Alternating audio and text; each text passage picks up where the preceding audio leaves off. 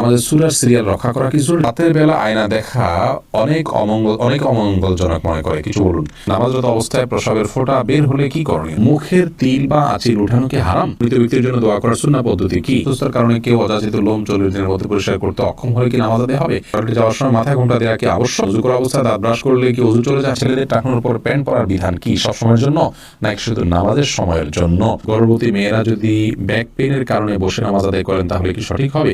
অবাধ্য সন্তানকে বাধ্য করার কোনো উপায় আছে কি?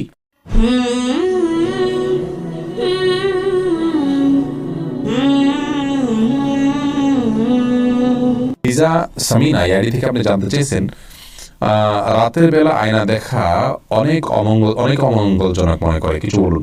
রাতের বেলায় আয়না দেখাকে অমঙ্গলজনক মনে করাটা সম্পূর্ণ কুসংস্কার, ইসলামী শরিয়ার সাথে কোনো সম্পর্ক নেই। রাতের বেলায় আমরা আয়না দেখলে এর পেছনে